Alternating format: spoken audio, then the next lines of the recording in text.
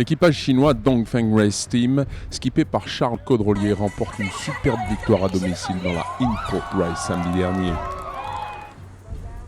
Le mélange de régatiers chinois, français et suédois est à son meilleur niveau et repousse les assauts répétés de Jan Walker.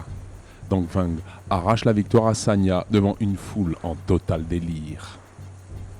Un peu plus tôt, et à la surprise générale, Caudrelier annonce un changement d'équipage pour la 4e étape. La moitié de l'équipe qui avait triomphé à l'arrivée à Sanya n'est pas à bord du bateau chinois. Parmi les 4 changements, le plus spectaculaire est le remplacement de son navigateur Pascal Bidégory par le français Erwan Israël. Selon le skipper, ces changements étaient prévus et permettent à certains de se ressourcer. La flotte de la Volvo Ocean Race prend le départ dimanche en direction d'Auckland dans une brise légère mais qui était appelée à se renforcer très vite. Une fois de plus, l'équipe de Dongfeng ne laisse à personne le soin de naviguer aux avant-postes et quitte son port d'attache comme elle était arrivée, en tête. Les 5 concurrents sont maintenant au près par 25 nœuds de vent pour une étape qui sera longue et difficile.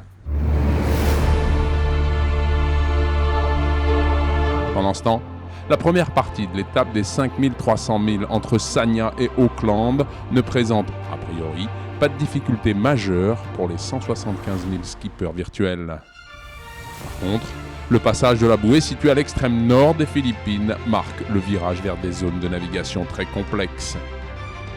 Tracer sa route dans le Pacifique Nord via la Nouvelle-Guinée et se frayer le meilleur passage possible dans le dédale des îles de Mélanésie, à travers la mer des Salomon et l'archipel des Vanuatu, ne va pas être de la tarte.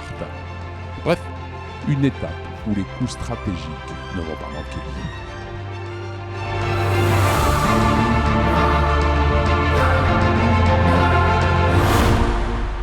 Face Ocean. Retenez bien ce nom, Face Ocean. Je reviens vers vous très bientôt avec plus de détails sur ce fabuleux projet.